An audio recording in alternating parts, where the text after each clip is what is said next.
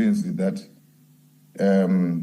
these payments were for the planning of the shooting, and also then for the payment, the next payment was for, indeed, for the job that has been done. Thank you, Witness C.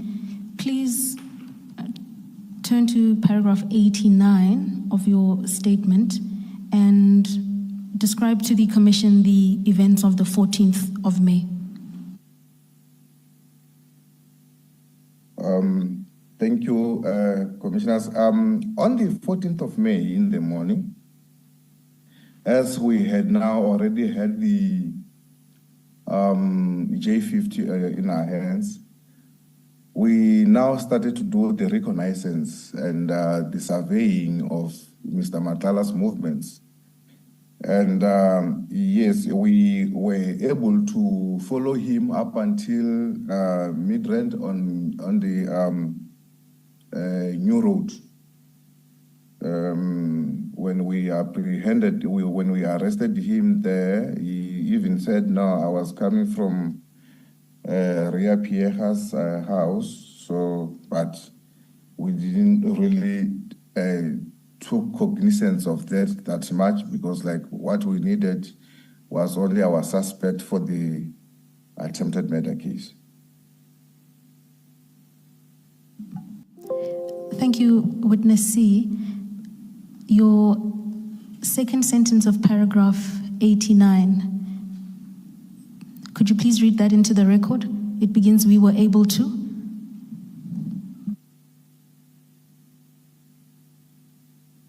Oh, we were able to apprehend Mr. Matlala because the car he was traveling in, that he,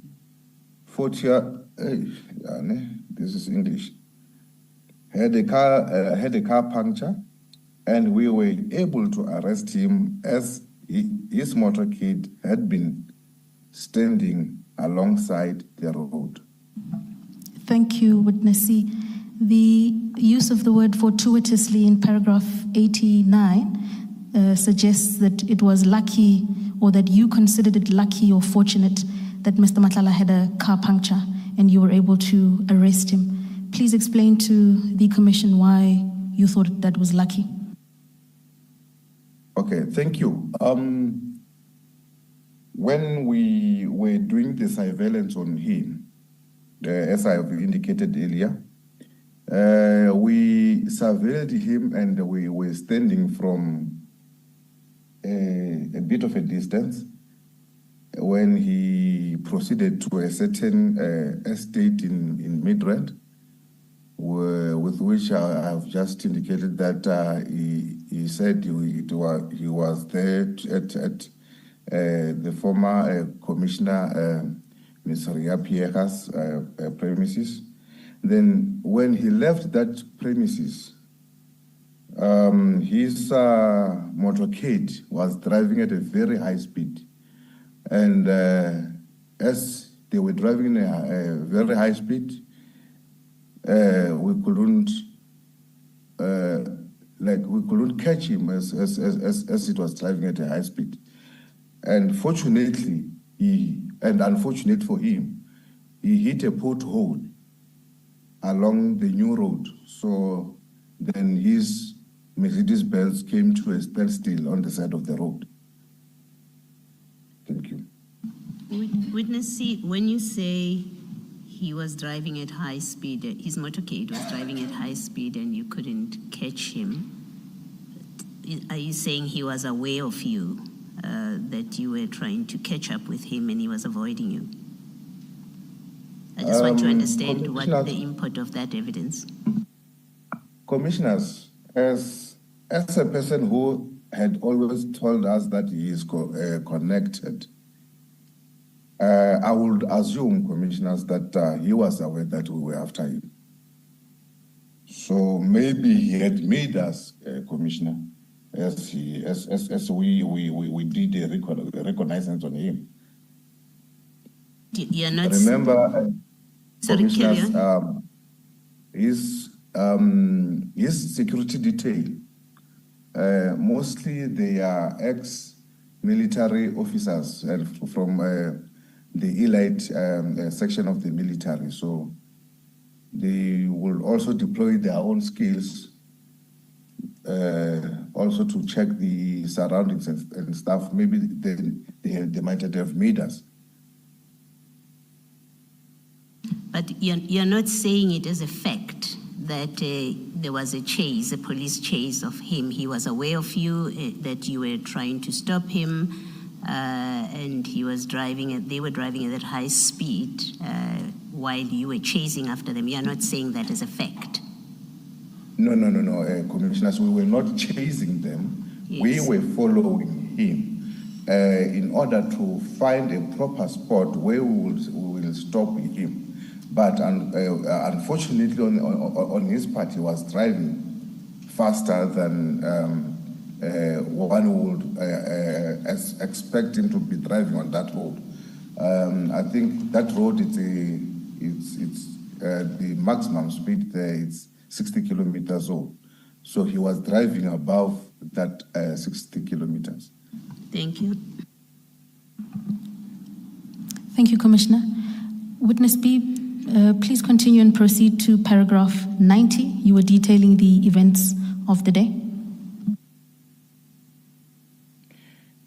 Thank you. Upon his arrest, he was read, his rights were read to him, and then we informed him that he was being arrested for 3 counts of conspiracy to commit murder, attempted murder, and we proceeded to Boksburg SAPS. And whilst upon arrival at Boksburg SAPS, before he could be charged, he indicated that he would want us to talk. Then we requested an office whereby myself, witness A, and witness B, we were afforded an office, and we indeed had a talk with him. Thank you, witness C.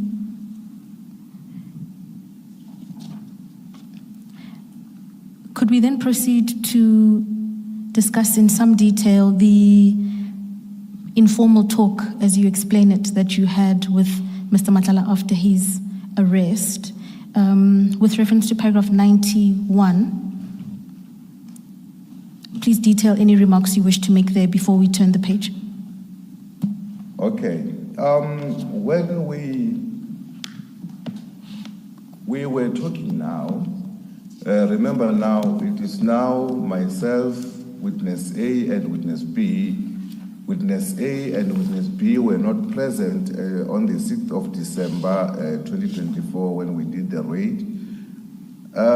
He started again telling us of his connections with the high-ranking officials of the SAPS, and also started name-dropping again and indicating that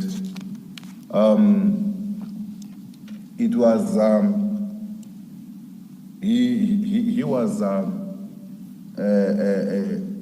close to the minister, Mr. Senzo Mchunu, and the person named Brown Mohoti. As we go further, he even told us that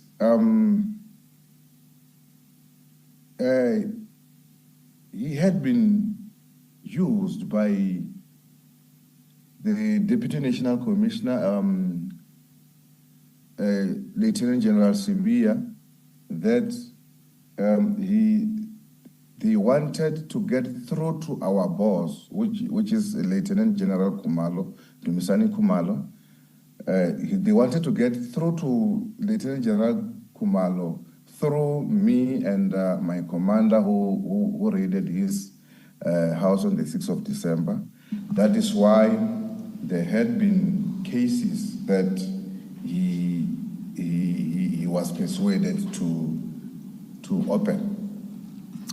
Thank you, witness. Witness C? Thank you. Thank That you. is when he also indicated that he went to Brooklyn SAPS to open a case. And the case of theft or house robbery, whereby he listed the items that were stolen as the firearms, cell phones, and the Rolex watch, to be specific. Witness C. Thank you. Witness C, my apologies. Perhaps let's move through the evidence systematically. Could we turn to page 30 of your witness statement? Thank you. Under the heading of Minister Mchunu, we're then at paragraph 92. Before you do that, Ms. Matlasedi, I don't know if it's a typo that the witness should clarify in page 91, paragraph 91, I beg your pardon.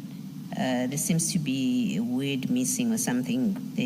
Just after the comma in the third line, he would reference chats on his face in support of what he was sharing with us. Is there a word missing, and can you put that to the witness? My apologies, Commissioner Baloy. That should be he would reference chats on his cell phone.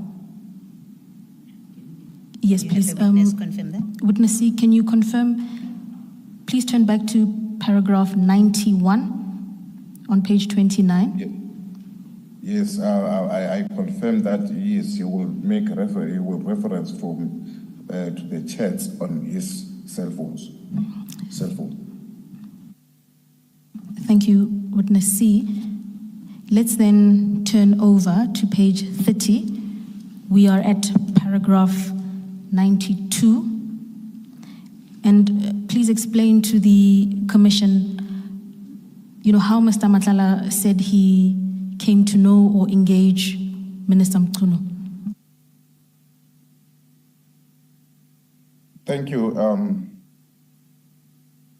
Through his talk, he indicated that he was introduced to Minister Mchunu, and that Mr. Mchunu had ambitions to run for presidency in the ANC. And then there were people and minister also that were going around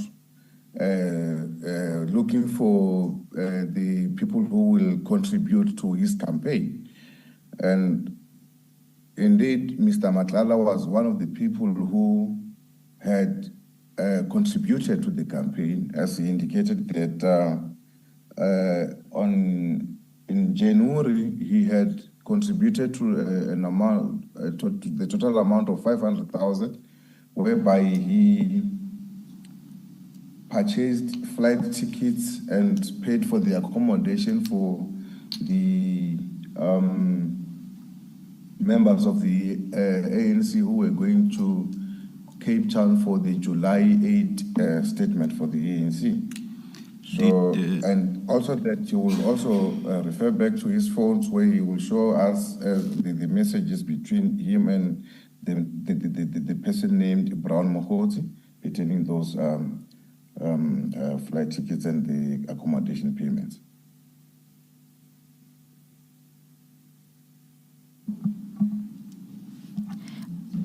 Witness C, at that point sorry, witness C, did you say what, July 8?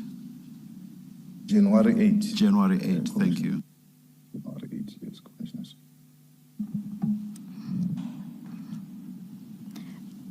Witness C, with reference to paragraph 94, please continue detailing to the commission the content of your discussion with Mr. Matlala and his relationship with the minister. Thank you.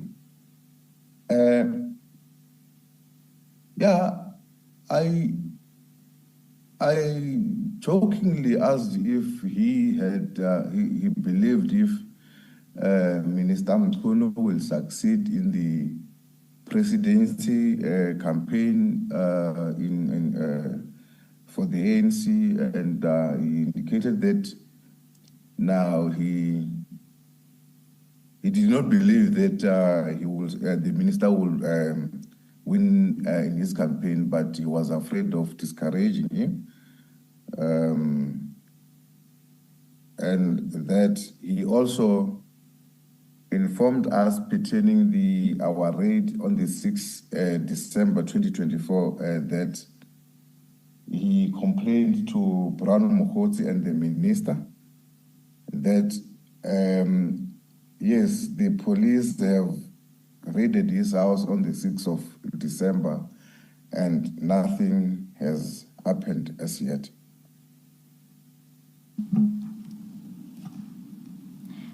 Thank you, Witness C. Please then proceed to detail the kind of assistance that Mr. Matlala says he received from the minister. This is with reference to paragraph 95 of your statement. Thank you. In his response pertaining the assistance that he got for the 6th December raid at his house, he said the minister had engaged with his security and they have utilized the grabber machines in order to identify the SAPS members who had been investigating him and who had raided his house on the 6th of December. And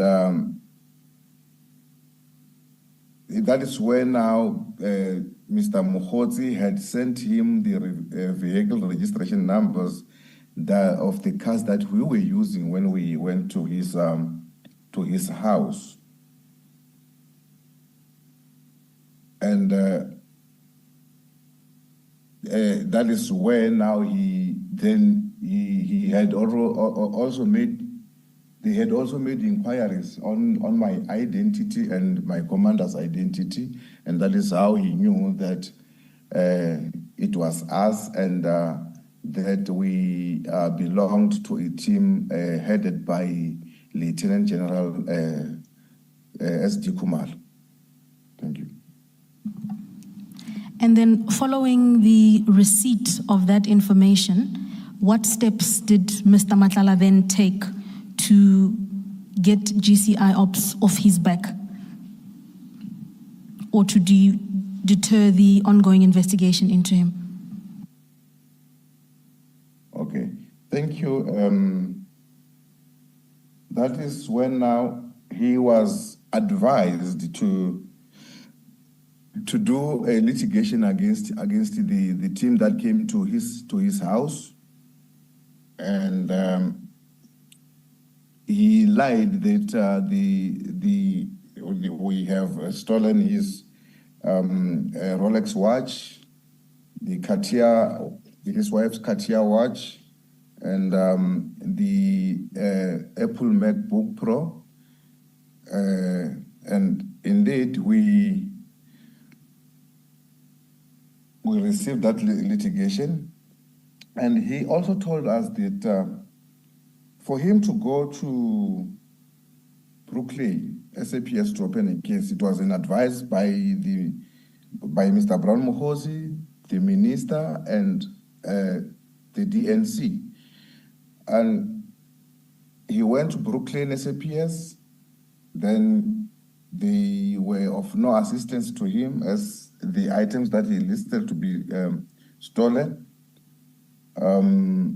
They were reflecting on the SAP 13 to show that the officers didn't steal from him, and then the case was never registered.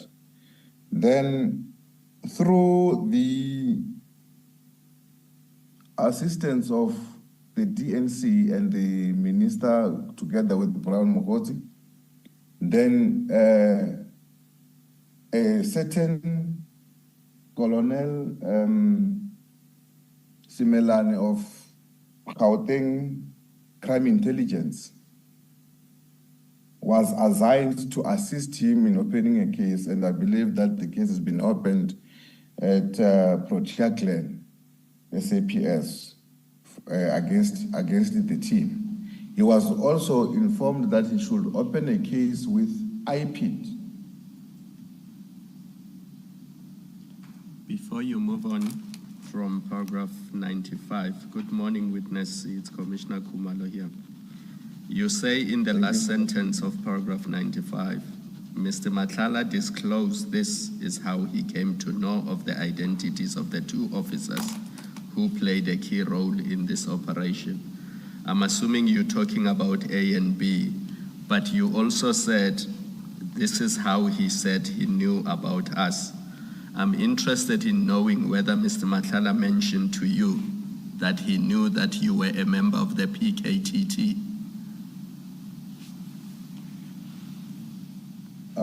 Thank you, Commissioner Khumalo. Yes, he indicated that that is how he knew of the key role members who came to his house.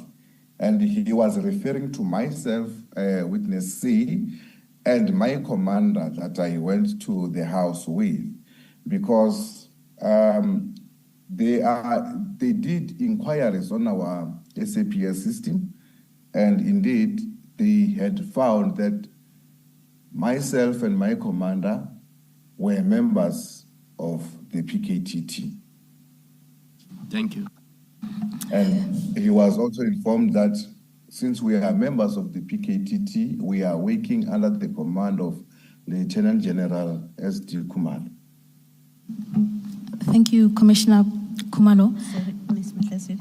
Witness C, in paragraph 96 of the statement, you say he was advised by the minister and Brown Mokotsi, but I think in your oral evidence now, you also mentioned you said DNC, and I assume it's Deputy National Commissioner. Did I hear you properly? And that Deputy National Commissioner is who? It's Lieutenant General Sibia. Thank you. Witness C, you should please wait for the question to be finished before you respond. Because if you talk at the same time as the asker, there will be problems with transcription. Do you understand that? I do understand, commissioners, and apologies to that fact. Thank you. And then still on that paragraph, in the next page at page 31, you say he was then advised to go to Soweto and introduced to a colonel who took his statement, but that did not go anywhere. You've mentioned in your oral evidence a Colonel Simelane. Is that the colonel you're referring to in that paragraph? Because there's no name next to the colonel? That is correct, commissioners. It is Colonel Simelane, who is our head of crime intelligence. Crime intelligence, yes. Soweto side. Okay, now carry on. Finish off what you wanted to say. I was still explaining to say that this Colonel Simelane is the head of crime intelligence at the Soweto area, Gauteng Soweto area. And then you say who took his statement, but that did not go anywhere. What do you mean it did not go? What did he mean? Did he explain what it means it did not go anywhere?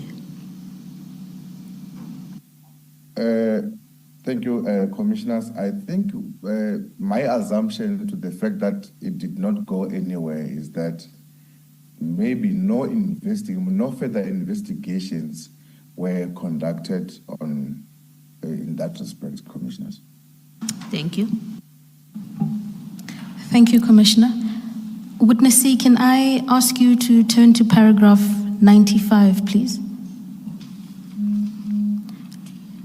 With reference to, thank you, with reference to the final sentence in that paragraph, just for clarity, please confirm that the reference to operation in paragraph 95 is a reference to the operation of which date?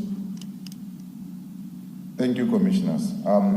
It is a reference to the operation on the 6th of December, where we visited his house in Pretoria in looking for the kid, the victim, Mr. Jirebushoka. Thank you, Witness C. And please also inform the Commission whether Witness A and B were present at the operation that day. Witness A and B were not present as they were conducting a parallel operation at the house of Mr. Katiso Molife for his arrest. Thank you, Witness C. A further question for completion. With reference to paragraph 96, where you've detailed in your evidence the High Court application that Mr. Madlanga brought, please inform the Commission whether this is a reference to the earlier litigation concerning missing firearms, a Cartier watch, and a Rolex watch. Is that correct? That is correct, Commissioners. It is referring to those items that he indicated that we have stolen. The matter that was supposed to have been sitting on the 24th of December 2024, but eventually withdrawn from the court roll. Witness C, you've also then engaged Commissioner Baloyi on the statement that Mr. Madlanga alleges he made to a colonel in Soweto. If you please then continue with your evidence concerning the proposed IPID complaint. This is towards the end of paragraph 96.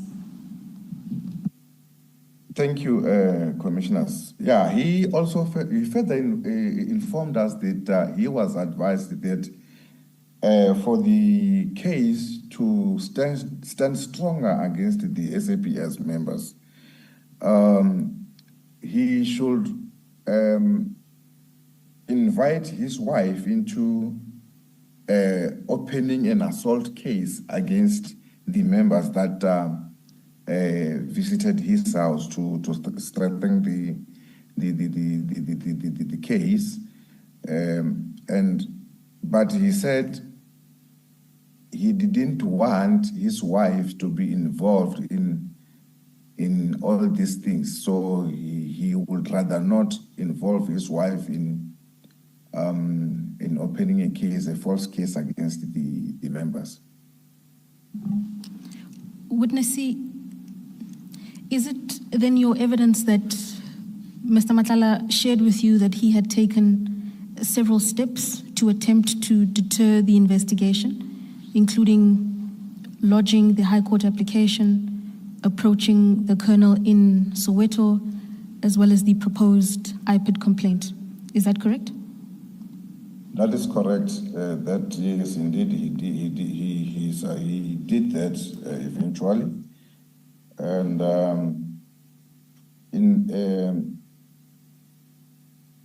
following that litigation that he had made against us, then remember on the 18th and 19th of December, we again went to his offices, CAT VIP security offices, for the compliance inspection.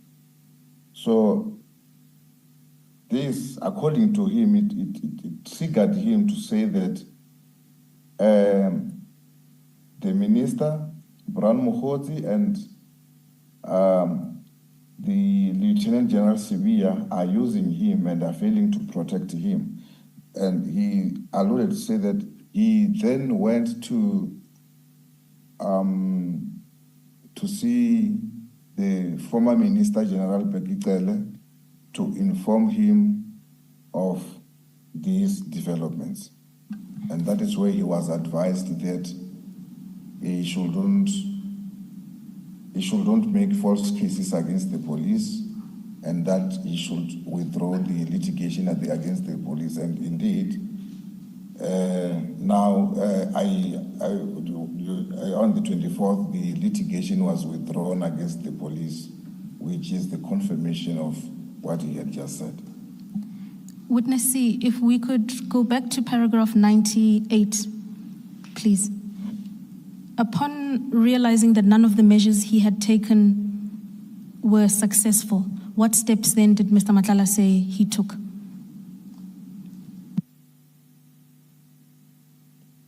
Thank you, commissioners. After the compliance inspection at his company, there were those discrepancies with the compliance inspection, and then he was to be arrested, and he went to hiding. Then he indicated that he reached out to Brown Mukosi and the minister, informing them that the SAPS wants to arrest him. And he wanted also to know how were they protecting him. Witness C, your exact words in paragraph 98 say, he thereafter reached out to Mr. Mokhodzi and the minister and told them that the subs wanted to arrest him. By this, did he mean that he spoke to the minister directly and told them, meaning he also told the minister? Did he mean he spoke to the minister directly? Thank you, Commissioner. That is my apprehension to say that it means he directly spoken to him, though he didn't specifically said that, yes, on this date and time, I contacted Minister Mkhunu and spoke to him directly. And what was I'm sorry, please continue. And on this date and time, I contacted Brown Mokhodzi and spoke to him about it. And what was your sense? Was this supposed to have been face-to-face, or was it supposed to have been a telephone call? Or by what means did he make contact and speak to them? Commissioners, I wouldn't know exactly, but what he indicated is that most of the times that he communicated with them, it would be via WhatsApp or Signal. He didn't specify as to when he reached out to them, was it personal or over the line. And did you ask for proof of such contact with the minister? No, commissioners. At that time, commissioners, we were listening to what he was telling us, as he is the one who indicated that he wanted to talk. So then now, when one wants to talk, you lend an ear to that person. And that is what we did, commissioners. And the last two sentences of the paragraph say he demanded to know how they, that's Mr. Mokhodzi and the minister, would protect him. He demanded direct action from the minister, who refused to help him. With regard to these two sentences as well, I assume that you would give similar responses or answers with regard to the detail about which I just asked you. That is correct, commissioners. Thank you, witness.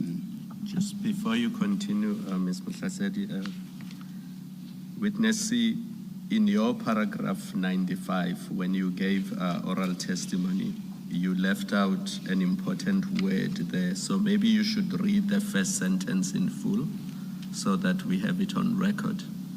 I think the word preceding security, you left it out when you were giving your oral evidence.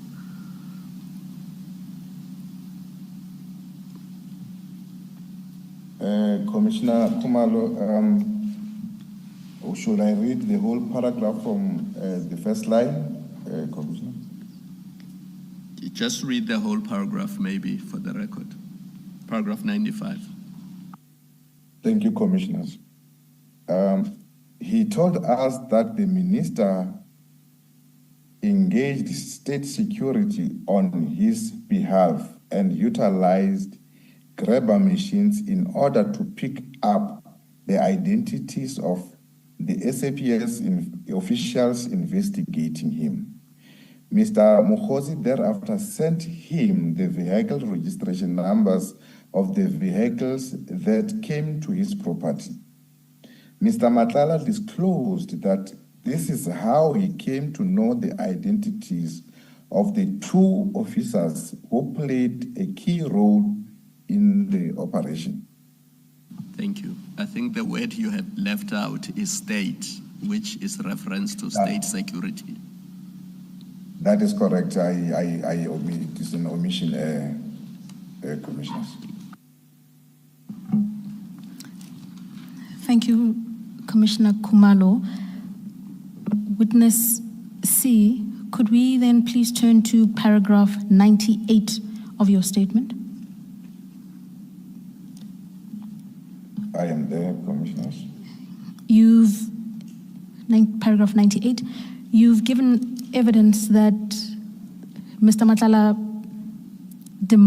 contacted the minister and Mr. Mokhosi and demanded to know how they would protect him, and that he further demanded direct action from the minister. In sharing that with you, did Mr. Madlanga explain to you on what basis he was entitled to make those demands and why he could demand protection directly from the minister? Thank you, Commissioners. There, I will only make my own conclusions to say that he will demand, as he is one of the people who are contributing towards the campaign of the minister in becoming the president of the ANC, and because he towards the end he indicated that he had a feeling that these people are using him in order to get to Lieutenant General S.D. Khumalo. That is why he was advised to open a case against myself and my commander as the two key role players in the operation of the 6th December in order to get through to General S.D. Khumalo. Thank you, Witness.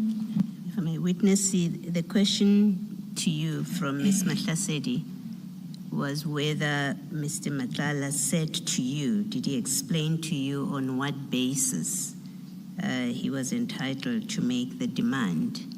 You've expressed your opinion. Is your answer that he did not say the basis on which he's entitled to make that demand? Thank you, Commissioner Baloyi. Yes, indeed, he did not say. That is why I only made a conclusion. Thank you. Thank you, Commissioner Baloyi.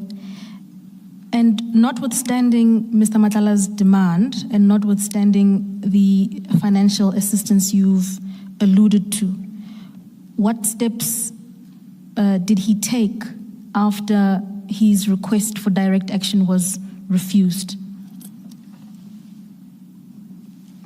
Thank you, Commissioners. He indicated that after he saw that this has become the protection that he was supposed to be receiving from the minister is not receiving. So he indicated that he went to KZN to see Undosi. And Undosi, with which he was referring to former Minister General Bheki Cele.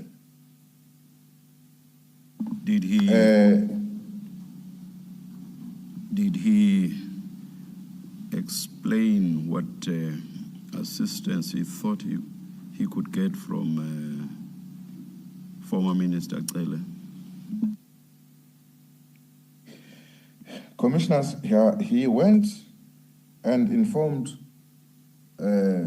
former Minister Bheki Cele to say that he indeed has a problem with the members that came to his house, and he was advised to make a false case against the police, and that the false case included the watch, the Rolex watch that it was said that he had stolen. And in an actual fact, on the day that he went to see former Minister Cele, he also alluded that he was wearing the same watch, and he showed the same watch to the minister. I am not sure that that answers my question. Mr. Cele is a former Minister of Police. He is no longer the Minister of Police. Minister Mkhunu is the Minister of Police. What assistance did Mr. Madlanga say he expected to get from Minister Cele, if he told you at all? Thank you, commissioners. He didn't state as to what assistance was he expecting to receive from former Minister Cele. Did he say why he went to see him, the reason for the decision to go and see him? Thank you, Commissioner. The reason for him to go and see the former Minister Cele is that it is because he saw that these people were using him in order to get to Lieutenant General S.D. Khumalo. Thank you. Thank you, Commissioner Baloyi. Witness C, with reference to paragraph 99, what then was the outcome or resolution of his meeting with the former Minister of Police?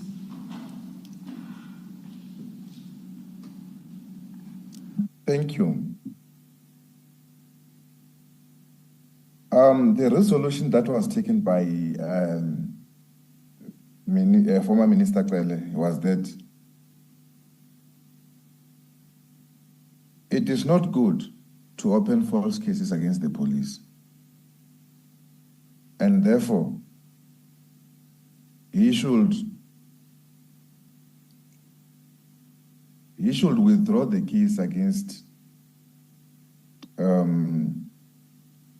the police. And also if I recall well, commissioners, he also indicated that after his meeting with former Minister Cele, he tried to reach to the KZN Provincial Commissioner, General Mkhwanazi, but unfortunately he couldn't get through. And also he tried to reach to Lieutenant General S.D. Khumalo, and also unfortunately he couldn't get through to them.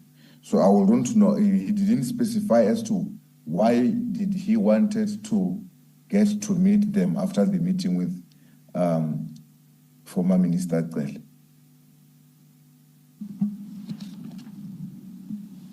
And Witness C, despite saying he didn't inform you as to what the purpose of him reaching out to General Mkhwanazi and General Khumalo was, did he advise you as to whether those meetings were ever successful? Did he ever secure an audience with them? When we interviewed him, he indicated that those meetings never happened. He didn't succeed in meeting them.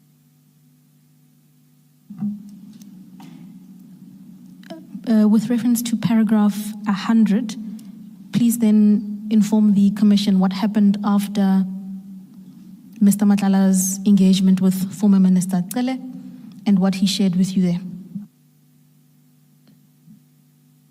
Thank you.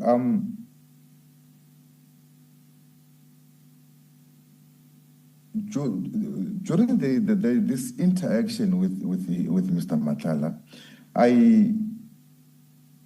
I felt that Mr. Madlanga was very frustrated because, on one hand, he is funding the Minister Mkuno's presidential campaign, and he expected the minister to assist him in stopping the police from investigating him.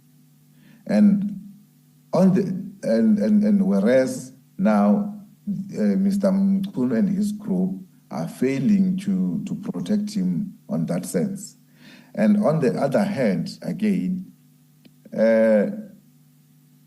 after we have arrested him, he also informed us that on the previous day, which is the 13th of May, 2023, his contract with SAPS had been cancelled.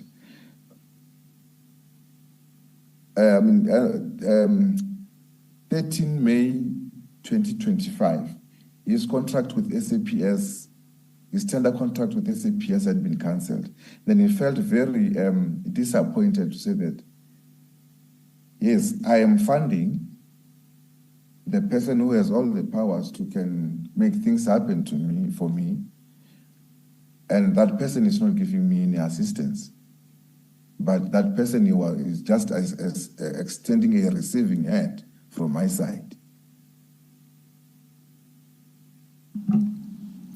Witness C, with reference to paragraph 101, what steps then did Mr. Madlanga say he intended to take in light of this double disappointment that he had experienced? Thank you. On the date that we arrested him, he had informed us that he had sent a text message to Mr. Mokotsi that he had recorded everything and he was going to expose everything. So now he also exposed his relationship with Minister Mkuno and also incriminating him on all these on his criminal activities.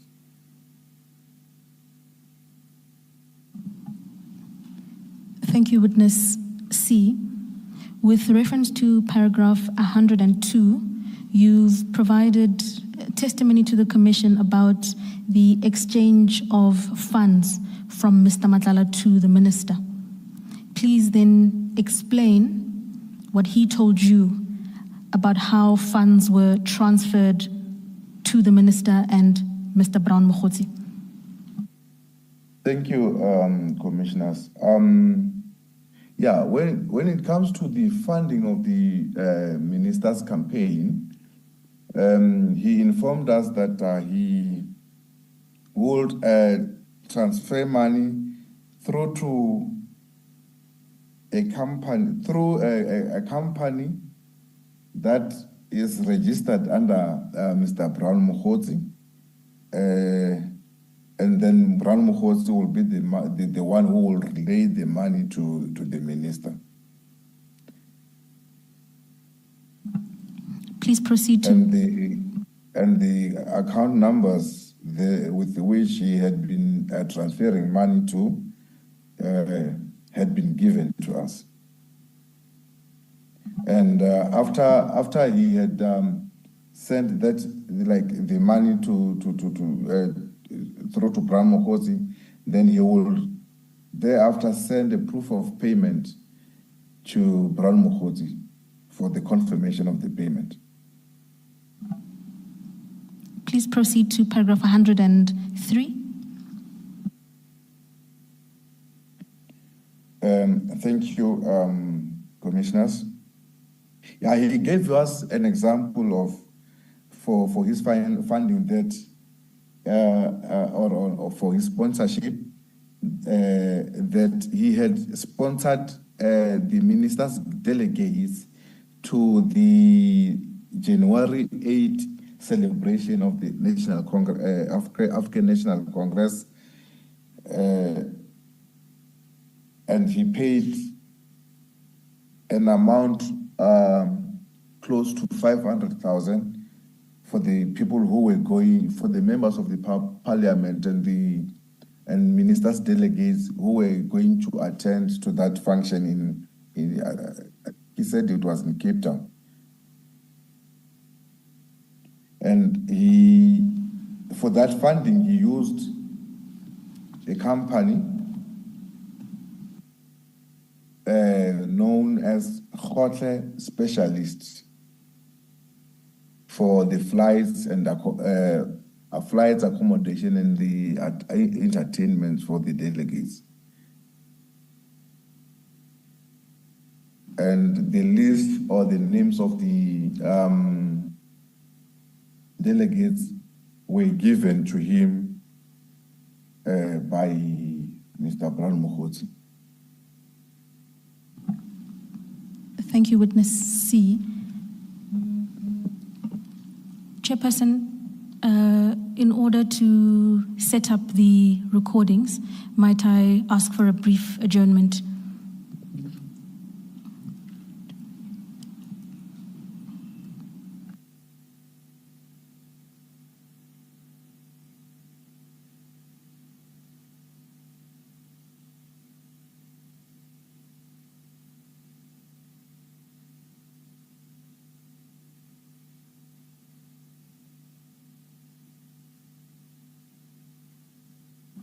We'll adjourn and we'll hear from you. Thank you, Chairperson.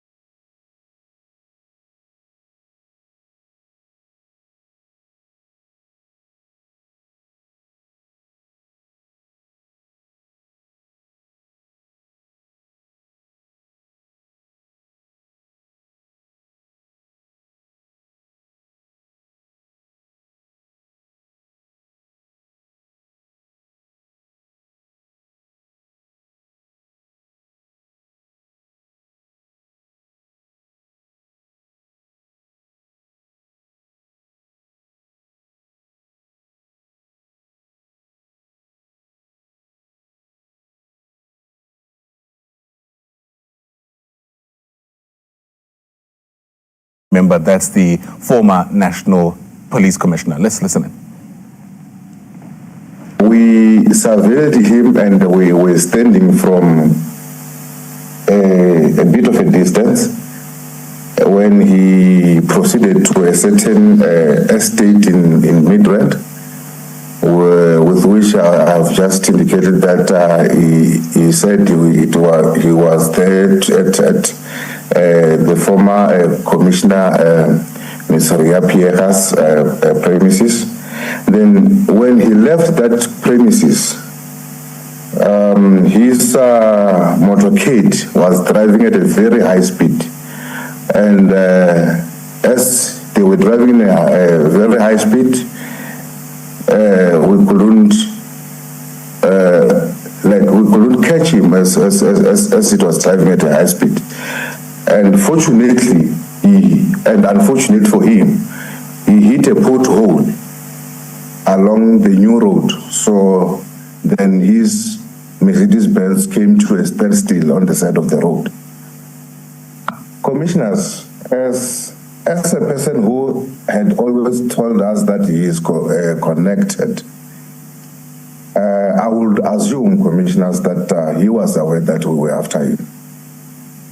So maybe he had made us, Commissioner, as we did a reconnaissance on him. His security detail, mostly they are ex-military officers from the elite section of the military. So they will also deploy their own skills also to check the surroundings and stuff. Maybe they might have made us. So witness C, they're explaining that it was almost fortuitous that Cat Matala had that puncture, the tire puncture. That, he suggested before this inquiry, is what enabled them to close in on him and effect that arrest. I did mention to you a little earlier on that there was that claim once again that was repeated that Vusimuzi Cat Matala is the one who seemed to apparently aid Senzo Mchunu in his ANC presidential bid. Let's take you back to that moment. Through his talk, he indicated that he was introduced to Minister Mchunu and that Mr. Mchunu had ambitions to run for presidency in the ANC. And then there were people and ministers also that were going around looking for the people who will contribute to his campaign. And indeed, Mr. Matala was one of the people who had contributed to the campaign, as he indicated that in January he had contributed to an amount, to the total amount of 500,000, whereby he purchased flight tickets and paid for the accommodation for the members of the ANC who were going to Cape Town for the July 8 statement for the ANC. So, and also that you will also refer back to his phones where he will show us the messages between him and the person named Brown.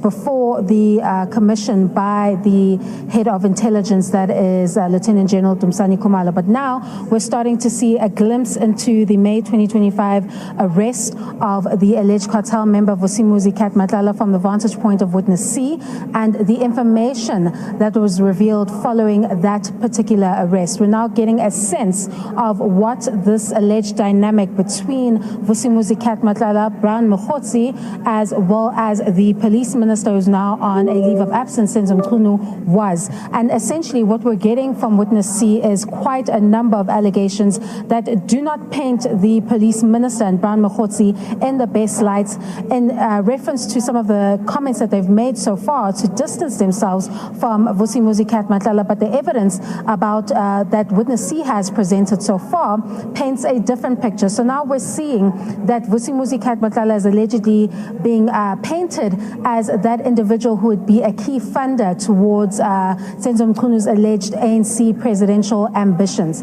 And we're hearing through the evidence of witness C that up to 500,000 was paid towards those activities, allegedly, of the January 8th celebrations in furtherance or support of this alleged presidential campaign. Remember that all of this is taking place after the decision to disband the PKTT. So it is no surprise when Witness C alleges or testifies before the commission that when they pounced on Vusimuzi Cat Madlanga, that Madlanga was very disappointed that these actions were taking place in light of the fact that he alleges he had already supported these individuals and given them so much, but he wasn't getting anything in return. And here they are in May 2025 pouncing on him for the attempted murder of Tebogo Tobejane, that is the former partner of Vusimuzi Cat Madlanga. So what has happened now is Witness C is another, witness before the commission that is allegedly establishing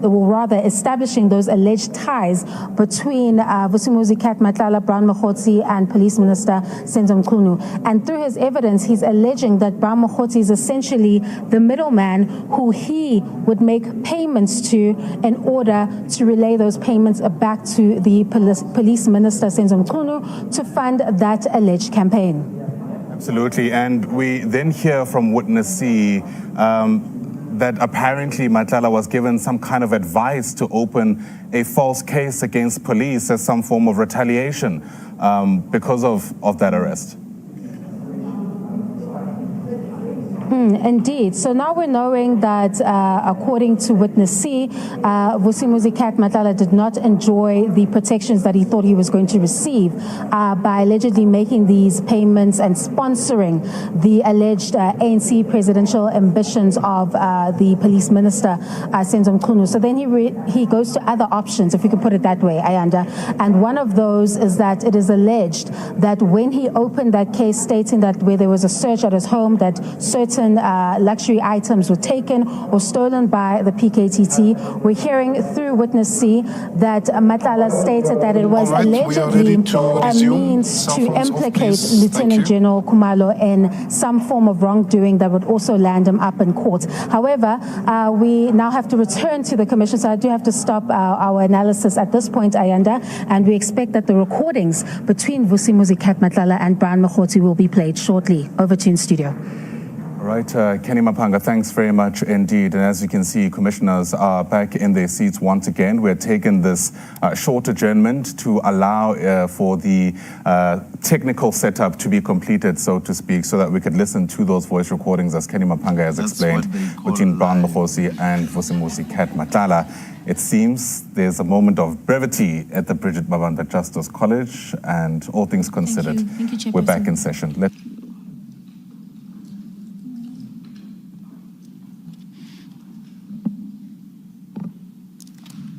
Witness C, can I confirm that you are there?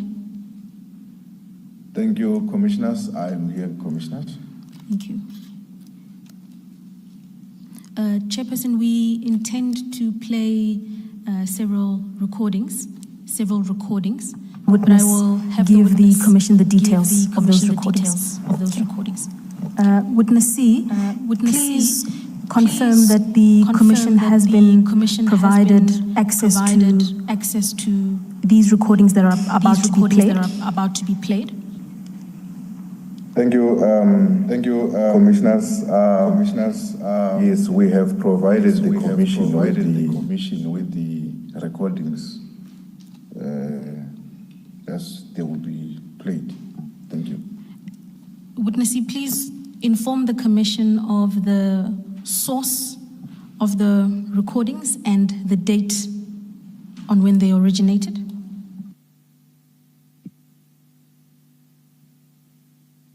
Commissioners, the recordings were recorded by me with my cell phone, and they were recorded on the 14th of May, 2025. And to confirm, the specific occasion relates to the informal conversation you had with Mr. Madlanga subsequent to his arrest. Is that correct? That is correct. The recordings were before a warning statement of Mr. Madlanga could be obtained. And commissioners, for the record, the full recordings themselves are quite lengthy. The full recordings are quite extensive, but we intend to play excerpts, limited excerpts of the recordings. Perhaps before you do that, can we just confirm this? Witness C, did Mr. Madlanga become aware that you were recording the conversation he was having with you? Thank you, Commissioner. Before I started recording, I requested him that for our safety and the authenticity of whatever you'll be saying, I will request to record, and indeed he agreed, he consented to the recording. Thereafter, I started recording after he has consented. Thank you. Witness C, prior to playing the relevant portion of the recording, I'm going to play a few seconds in advance, and then please confirm that the recording is audible on your side. Thank you.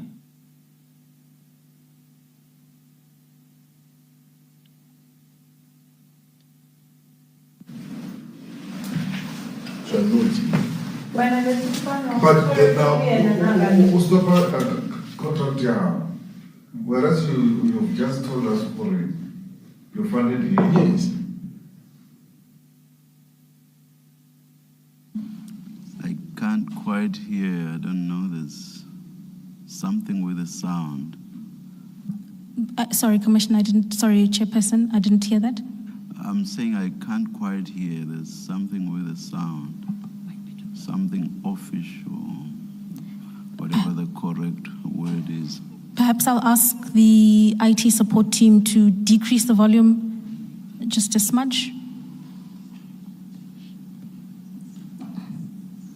We'll try again, Chairperson.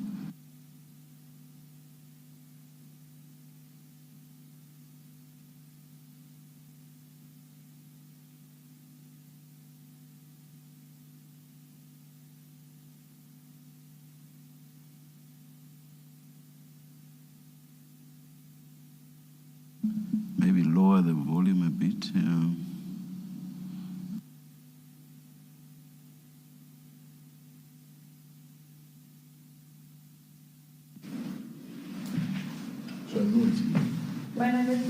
But now, who's the contract here? Whereas you've just told us for it, you funded it. Yes. The flight and stuff. Yes, meaning he's biting me from one of them that's my line. That's why I didn't get it. I was in Turkey, but I'm looking at my phone. You can open and see. I'm going to get a gig in what's in today to Brown Hotel. Stay safe to the minister.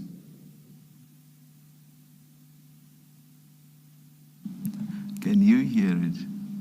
I can hear, Chairperson, but admittedly, I've listened to the recording several times, so I don't know if I'm running off brain memory. Yes, could I? Yes. Should we get some technical people to?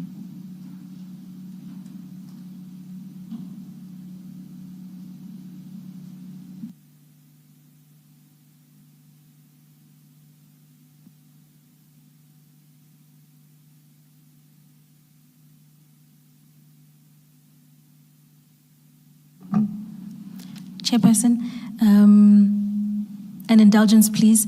Could we?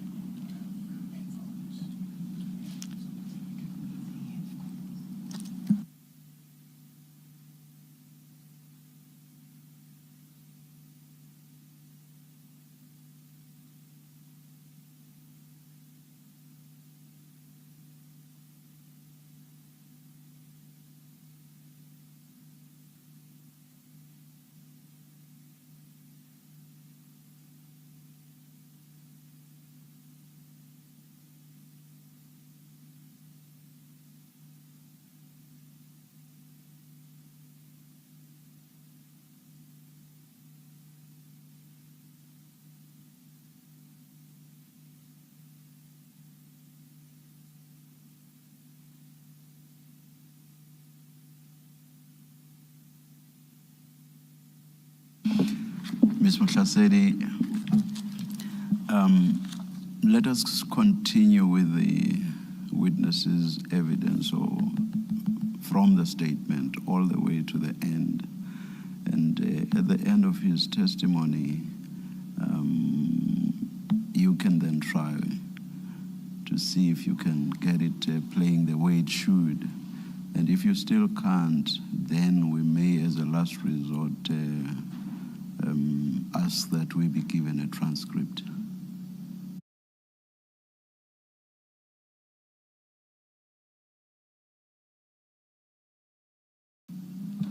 Thank you, Chairperson. We'll proceed on that basis.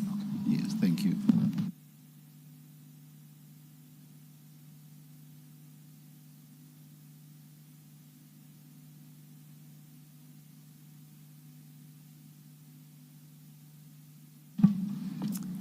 Thank you, Witness C. Thank you. Witness C, just to update you, we've had some challenges in the auditorium regarding the quality of the recordings. And so the direction from the chairperson is that we continue with the evidence and then we will revisit the issue of the recordings. At this juncture, you have then concluded your testimony as it relates to Minister Mchunu. Could I kindly ask you then to please turn to paragraph 33 of your witness statement? My apologies, page 33 of your witness statement. The respective heading there is General Sibia. I'm there. Thank you, Witness C. With respect to paragraph 104, please then detail to the Commission how exactly Mr. Madlanga said he came to meet General Sibia. Thank you, Commissioners.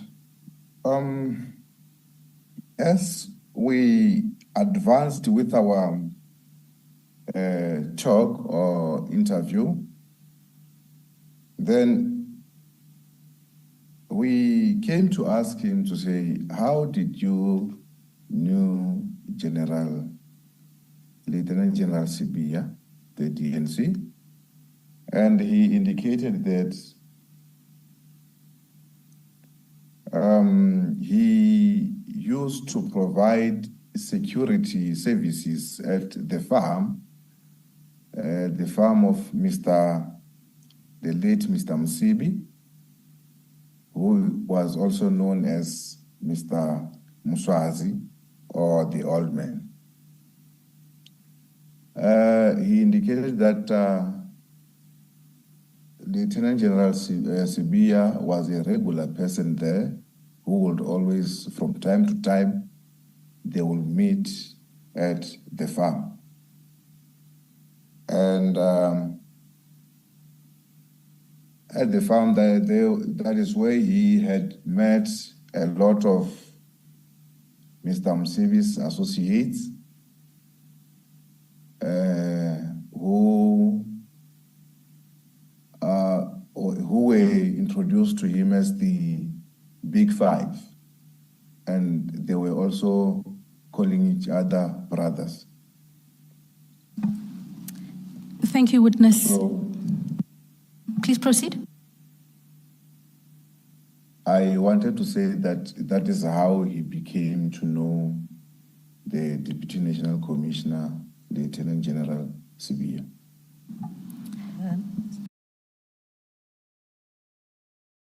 Interview.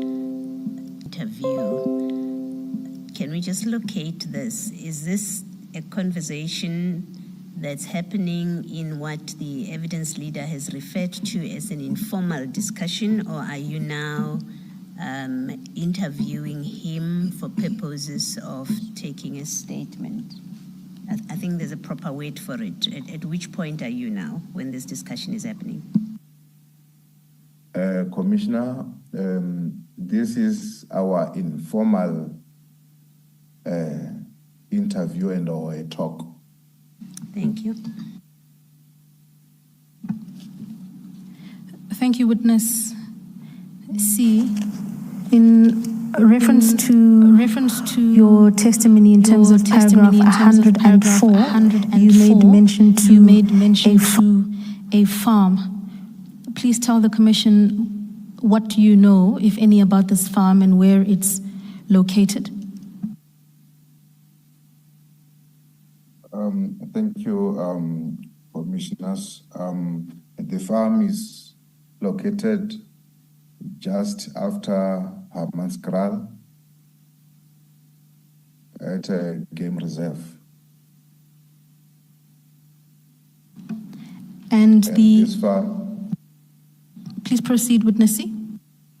And this farm is known to be the most secured farm that only those who are or who were close to the late Mr. Msibi had access to the farm. Thank you. And the reference to the Big Five, please explain what you understand that to be a reference to. The Big Five, as we had already been in the investigations here in Gauteng, we have came to know that these are the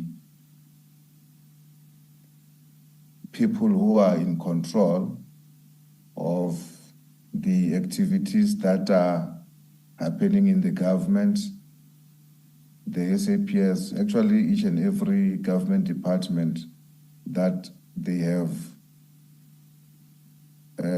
full control and oversight to. It's a criminal world that has more control into the government, as we understood.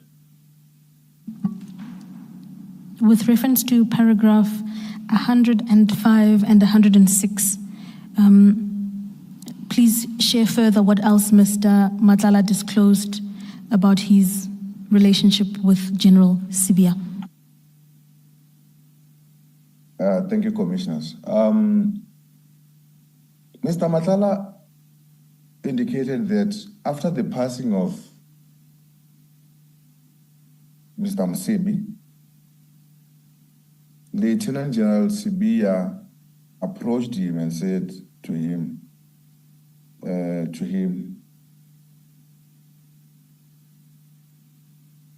now since that the old man, referring to Mr. Msibi, has passed away, it means that now you will continue to take care of me. How you... And sorry, witness C. How you put it now is not the same as you put it in your statement. Now you suggest that General Sibia was telling Mr. Madlanga that he was going to take care of him, whereas in your statement you say that Mr. Madlanga said, please take care of me and I will take care of you. Can you clarify what exactly was said? That is correct, commissioners. Since I'm not reading word for word on the statement, it is the way that is put on the statement is correctly so.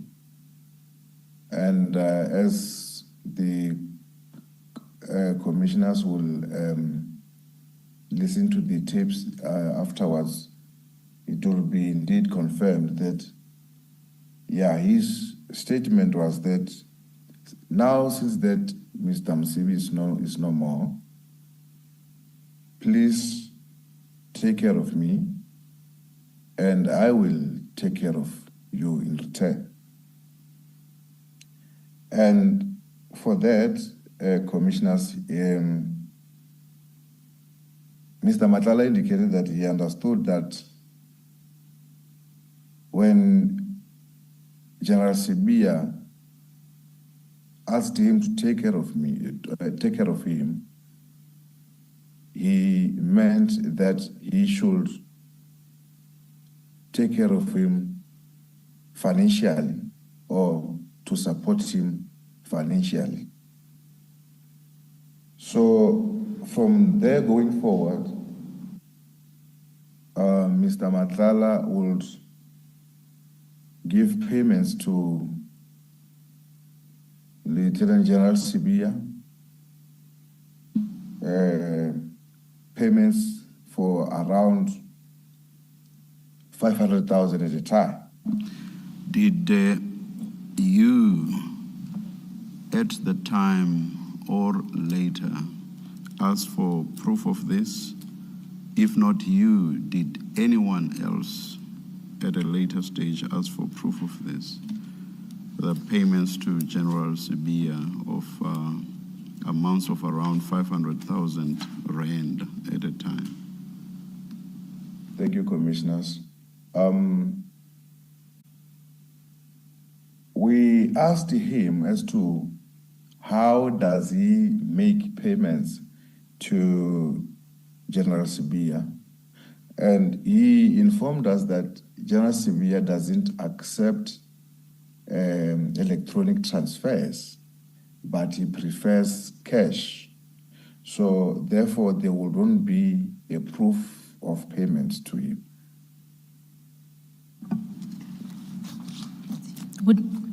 Witness C, can I take you back to paragraph 106,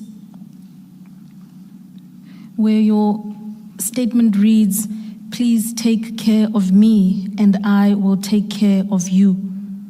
You've explained that Mr. Madlanga relayed to you that he understood his role there to be one of financial support. But was there a point where Mr. Madlanga explained to you what then was the role of General Sibia in relation to him and in exchange for that financial support? Thank you, Commissioners. The favors or the taking care of Mr. Madlanga by General Sibia, as he had indicated, Mr. Madlanga indicated that General Sibia and General Sinona assisted him in getting in securing there is a point where he also indicated that he had a problem with utilizing the sick bay or the clinic at the police college that he was supposed to have been using, and General Sibia was the one whom he went to the office to have that matter sorted out. I'm sorry, using the what at the college? There's a clinic there at the police college. We normally call it sick bay.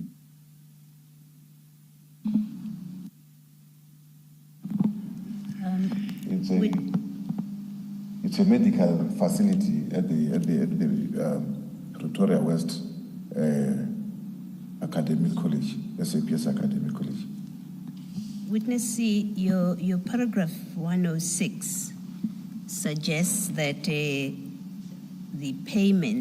alleged payments to General Sibia happened after Mr. Msibi had passed on. And I say so because it reads, he described after the old man, Mr. Msibi, also known as Mswazi, died, General Sibia came to him and said, "Mswazi is no longer here, please take care of me and I will take care of you."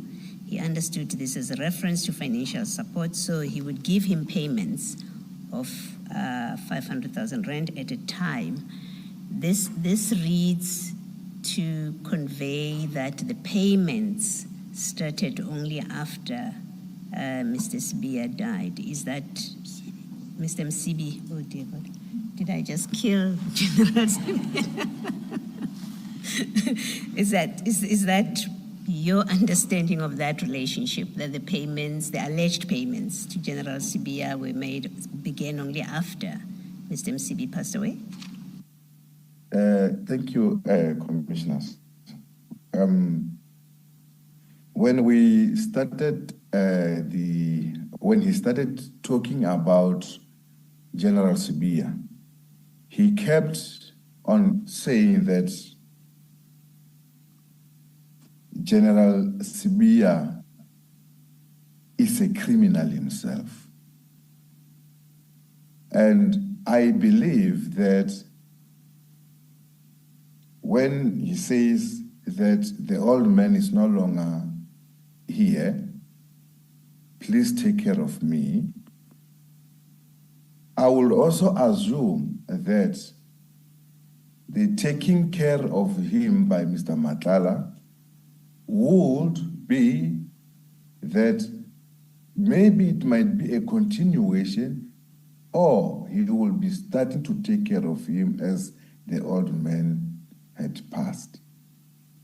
So I will not specifically be sure, as he didn't clarify that point as to whether he only started taking care of him after the passing of Mr. Msibi, or he had been taking care of him prior to the passing of Mr. Msibi, and the general wanted him to continue to do as he had been doing before.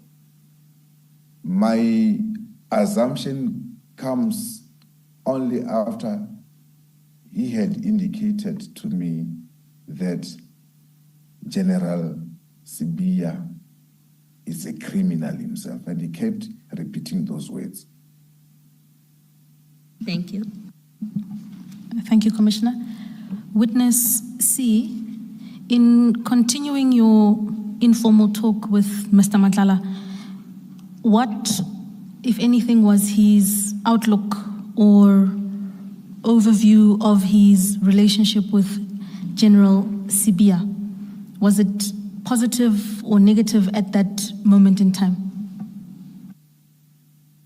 At that time, he indicated that his relationship with General Sibia was only based on money, that General Sibia will only be on the receiving end.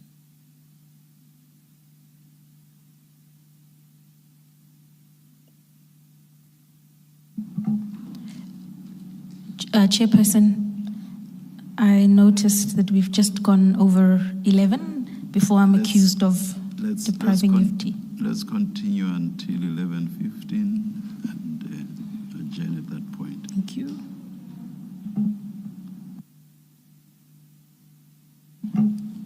Thank you. Witness C, you were then detailing the nature of Mr. Madlanga's relationship with General Sibia, and please then proceed to paragraph 108 and explain to the Commission the methods he would utilize in order to deliver money to General Sibia. Thank you, commissioners. With his own mouth, Mr. Madlanga indicated that he would go to General Sibia's house, and here he didn't specify which house, and whereby he will do the drop-off for the money, and that there's another house, a townhouse at a gated community in Center, where also he would go there, and he would, as directed by the general, he will drop off the money. Further to this, he gave a bit of a more detail to say that when you access this gated community or this estate, then there will be a circle. General Sibia will come from one of the houses and stand by the circle. He doesn't allow any person into his house, and then he will hand over the package to him, and then thereafter he will drive off. And again, that he didn't know the name of the estate, but he knows that at the same estate, it is where there's a character known to him as Serge Kabonge, the fixer, who is also owning a house at that same complex. So yeah, that is how he would indicate as to how he do the drop-offs. Witness C, just for clarity's sake, I missed it. Please identify the individual who he says resides in the complex. It's a person named Serge Kabonge. It's a Congolese national. Some people, they call him the blesser, and some people, they call him the fixer. Thank you, Witness C. And Please spell the name for the record. It's S-E-R-G-E,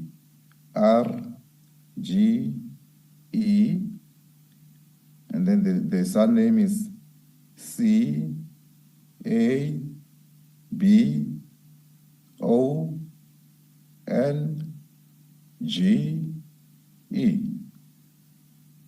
Thank you. Witness C, in addition to money dropped off at a townhouse in Sandton, please explain to the Commission with reference to paragraph 109 how else funds were advanced by Mr. Madlanga to General Sibia. Thank you. He indicated that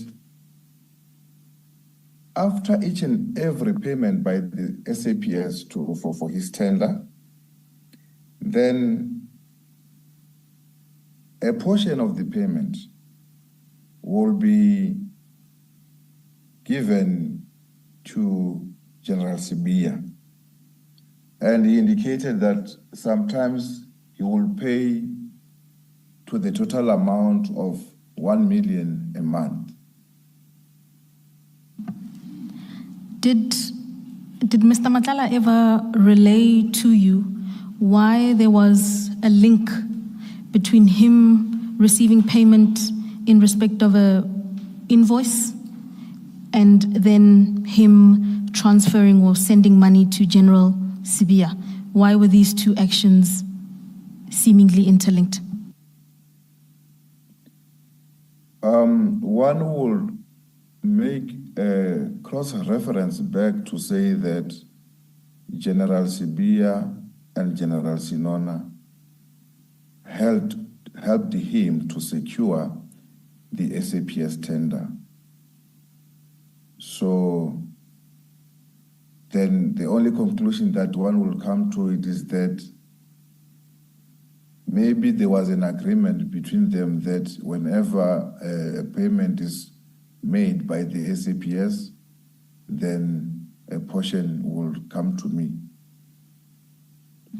Let's see, does Mr. Madlanga in these recordings say that Generals Sibia and Sinona assisted him to get the tender? Is it something that is contained in these recordings?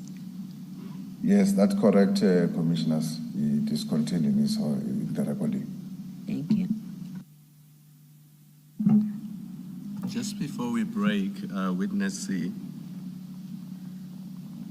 you are getting these revelations about ministers, very senior generals in the police setup. they involve exchange of money and bribery. What did you do with this information? Did you prepare a statement for your superiors so that action could be taken against these people?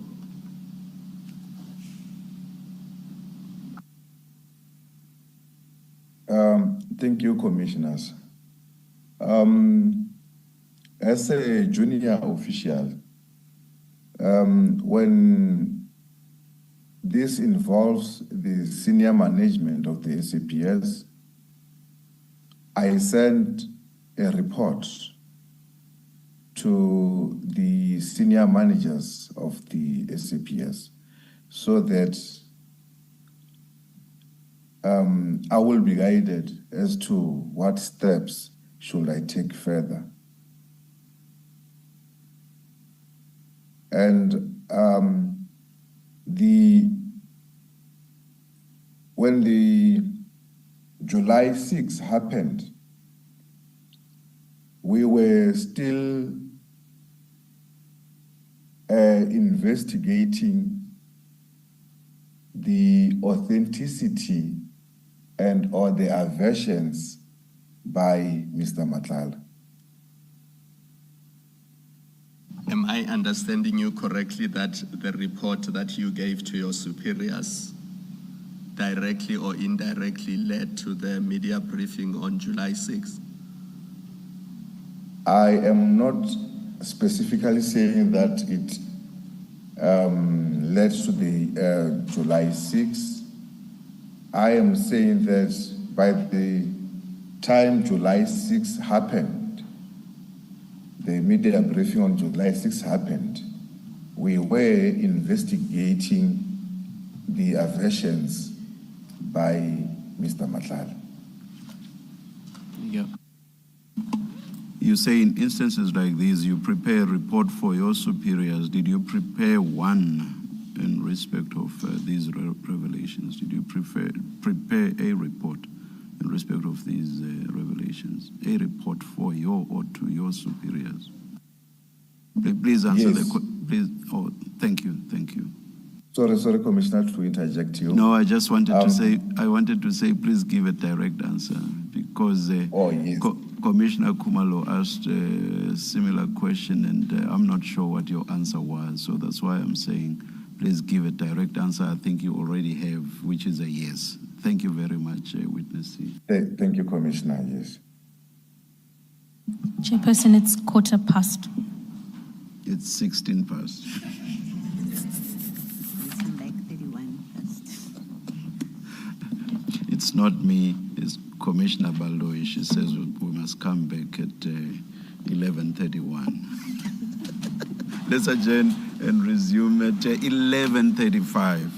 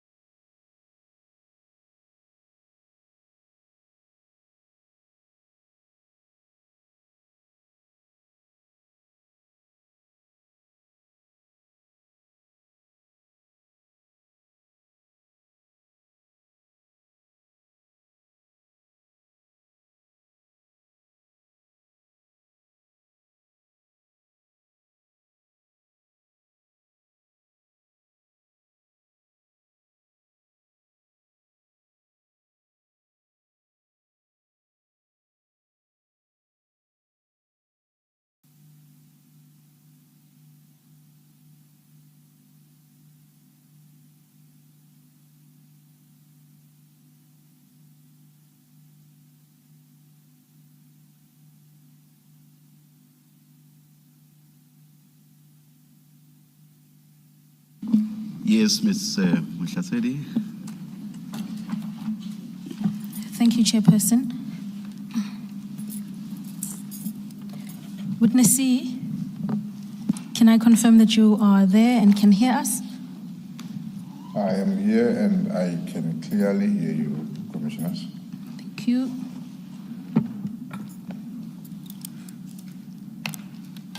Witness C, you were engaging the commissioners with reference to paragraph 109. You were discussing the issue of financial transfers. Could I ask you to please have regard to paragraph 110 and detail for the commission a further method in which funds would be given to General Sibia? Thank you, Commissioners.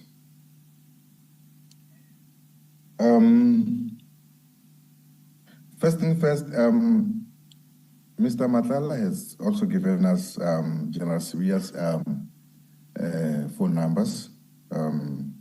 The initial time he gave us the phone numbers, it was during the visit at his house on 6 December 2024.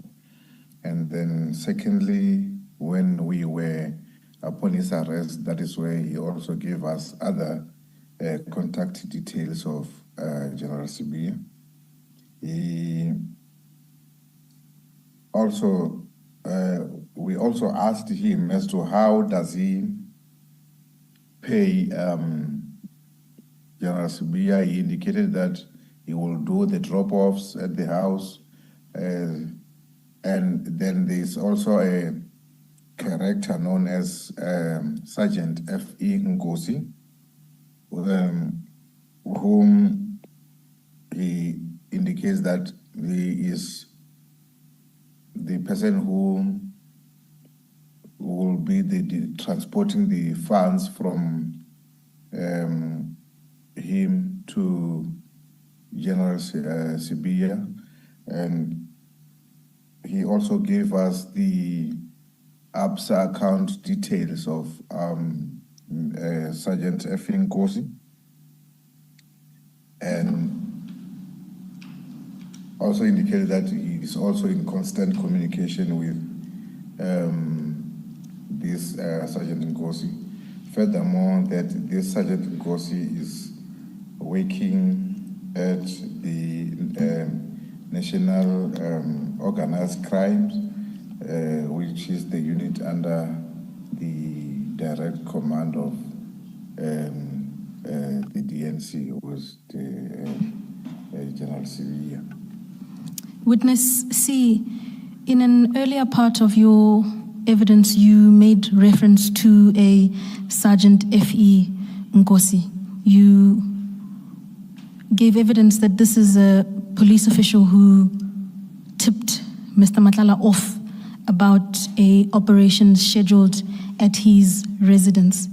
Is this the same Sergeant Ngosi that you list in paragraph 110? That is correct, Commissioners. On the 6th of December, he did show us the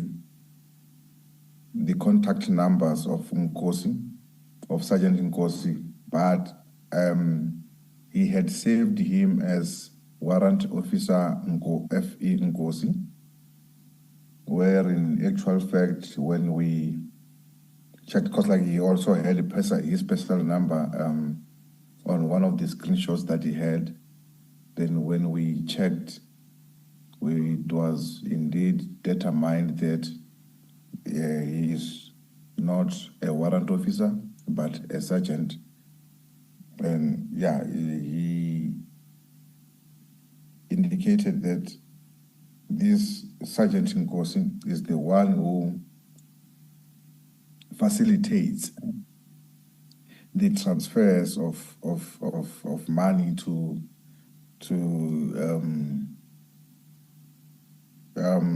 General Sibia.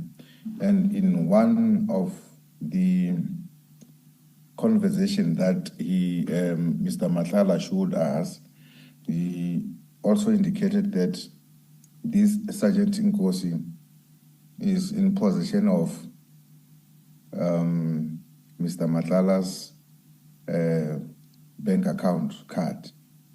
And in some instances, after the payments by SAPS to Mr. Madlanga, then Sergeant Nkosi will facilitate that the money gets into the hands of General Sibiya.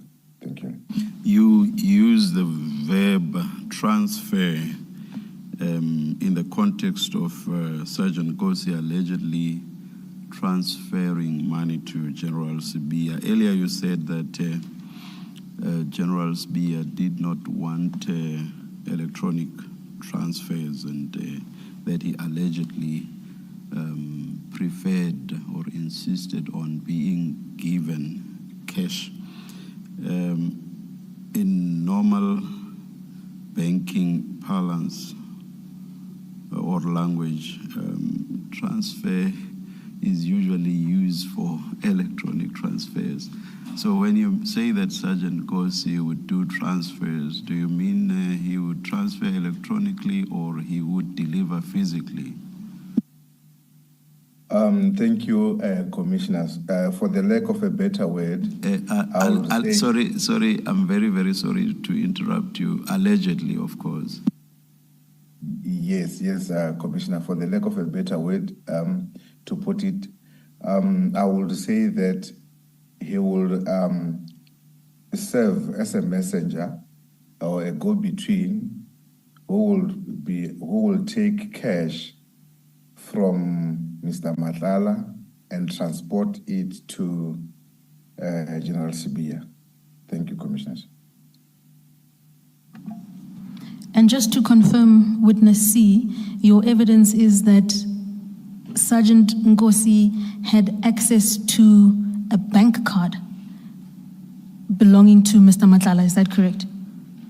That is correct, Commissioners. In one of the Mr. Madlanga conversations with Sergeant Nkosi, he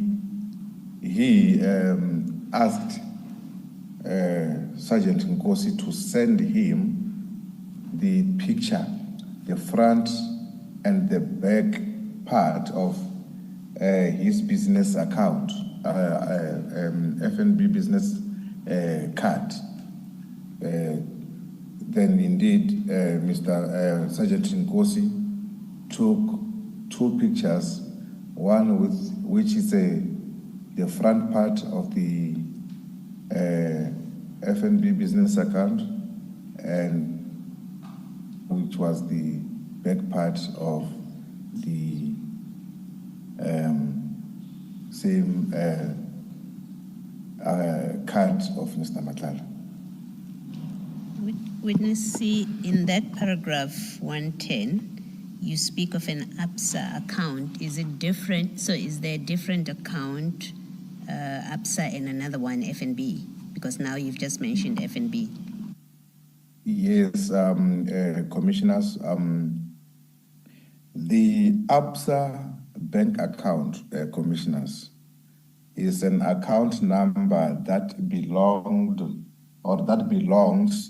to Sergeant F.E. Nkosi, which at the time of an interview with Mr. Madlanga, he indicated that sometimes he would do EFT transfers for Sergeant Nkosi to utilize and some to facilitate that it reaches General Sibiya. Thank you. Thank you. Witness C, over the course of the next few paragraphs, from paragraph 111, you are going to detail instances where Mr. Madlanga relayed to you that he provided funds to General Sibia. Could we work through those instances one by one, beginning with paragraph 111, please? Before you do that, Witness C, you say you conducted an investigation into who is this Sergeant Nkosi, and you found that he belongs to which unit?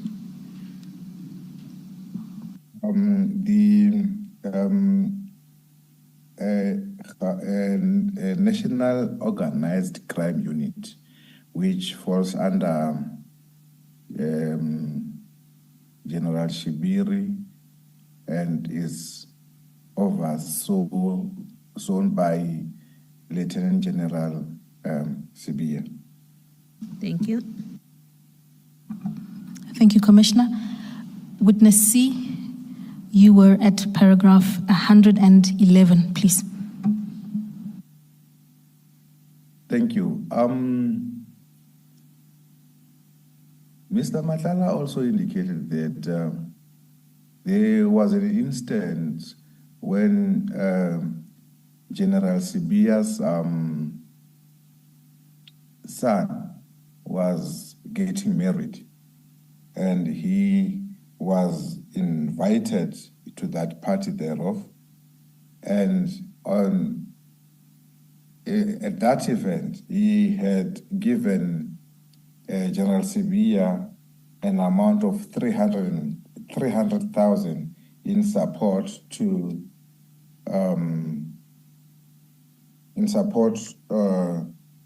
of that marriage or a party. At another instance, he indicated that I can rather say it also in the vernac that he used. He said, yeah, General Sibia, orata mali chelete dama. So meaning that General Sibia loves money a lot, because he was, the time he went to his office at the national head office of SAPS, whereby he wanted a resolution into the issue of him utilizing the clinic at Pretoria West SAPS Academy. And then General Sibia instructed him to place the money in the dustbin at his office. It was like he has a bathroom attached to his office. Witness C, you've been specifying the amounts. Was this amount not specified? Just say place money. Thank you, Commissioner. For this amount, he didn't specify as to how much it was. And the question was never also asked as to how much was it.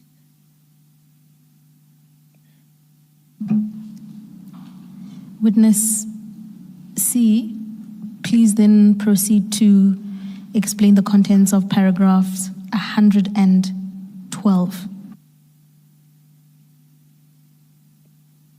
Thank you.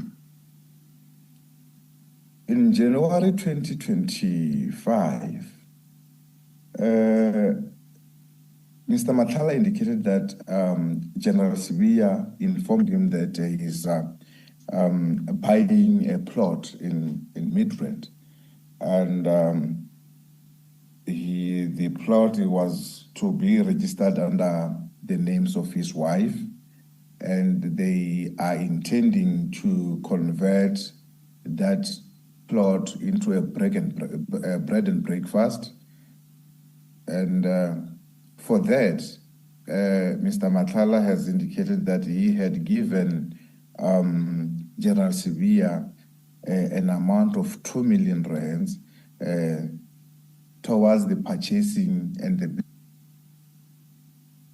for the B&B. And he he had also indicated that these 2 million francs, he had personally gave it to General Sibia at the house in Santen, as he was directed by the general himself. This is the same house that I have indicated earlier on in my evidence, that this is where a character known as Serge Kabonge also owns or resides at the same estate. Witness C, please proceed through to finalize paragraph 112 and explain to the commissioners the manner in which the money discussed therein was handed over or dropped off to General Sibia. Thank you. This money, 2 million rands, was dropped off in cash at the estate in Santen, whereby he indicated that General Sibia came out of the house and stood by the circle, where he didn't go in. He just extended his hand from the car whilst he was still sitting in the car, and General Sibia took the money, and then as he drove off, General Sibia walked back into the house. In the olden days, I would be asking about whether there is a paper trail. Of course, you've indicated that General Sibia allegedly insisted on cash payments, so there would probably be no paper trail pointing to him, but there would be paper trail at least showing withdrawals that are either of the exact same amounts or amounts in that region. So these days everything is electronic, but it would still work the same way. Were you able to establish, or was someone else able to establish, if indeed there was a trail tending to match or show a link with the alleged payments to General Sibia?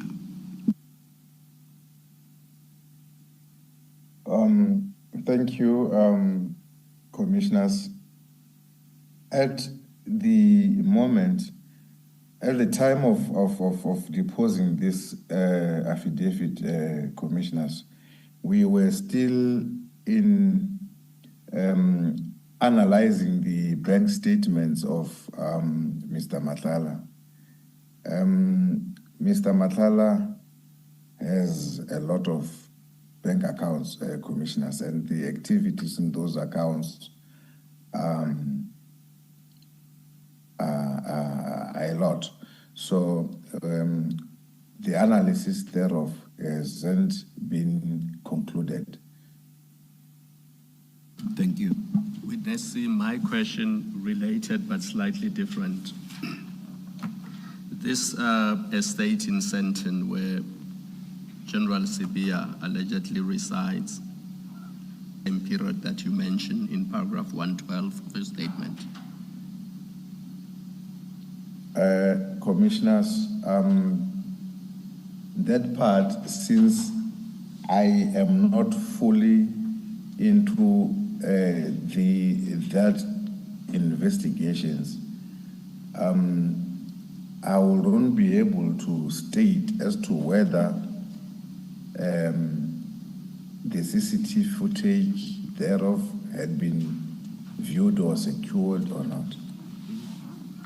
Because I'm thinking if Mr. Madlanga did go to that estate and did deliver a bag, we won't know obviously what's inside the bag. There may well be CCTV footage that shows him entering and leaving, but also dropping off a bag or something similar to a bag. Would that not be so? Yeah, if the area is CCTV covered, indeed, such evidence will be available. Thank you. Thank you, Commissioner. Witness C, is it your evidence that the allegations made by Mr. Madlanga are the subject of an SAPS investigation? Is that correct? That is very correct, Commissioners. And I would also like to state that on this interview, Commissioners, our main aim was to investigate the case pertaining as per Santen Cas 436 of 10/2023. But now, one couldn't put a cover on the ear and not pay attention to what Mr. Madlanga was saying to us, Commissioners. So whatever that he had said, Commissioners, is it's a matter of investigation, an ongoing investigation in the SAPS. see, to make sure that your response is properly understood, are you saying that the primary purpose of engaging Mr. Madlanga upon his arrest was to obtain information concerning the Santen case for which he had just been arrested, and therefore that the additional disclosures that he made were supplementary or secondary to your primary purpose for engaging him? I will state it in this way, Commissioners. Madlanga was arrested as per Santen case 436 of 10/2023, which is an attempted murder case. Now, our reason for taking him to the to Boksburg police station was to detain him for that case. But he indicated that he wanted to talk. And yes, indeed, we gave him an ear so that he will talk and we will listen to what he was talking. And also the interests, another interest that I had on my side, Commissioners, it was for me, I was hoping actually that he would tell me where Jerry Bushwaha was, since Jerry Bushwaha even today is still missing. But unfortunately on that part, he didn't tell. So as I said, we couldn't close our ears and avoid listening to those assertions that he was making. Thank you, Witness C. Please then proceed to discuss paragraph 113. Thank you. Of the other things that he indicated that General Sibia benefited from him is that he had given General Sibia a total of 20 impalas for his plot. And unfortunately, all of the 20 impalas died. Though he didn't specify as to for which plot and how did the impalas die. I still recall when I jokingly made a remark to say that maybe the impalas didn't like General Sibia, and then we just laughed about it. Thank you. For completion's sake, witness C, the reference to impalas there, is that a reference to the antelope that lives in the wild? Yeah, that is correct, yes. Correct.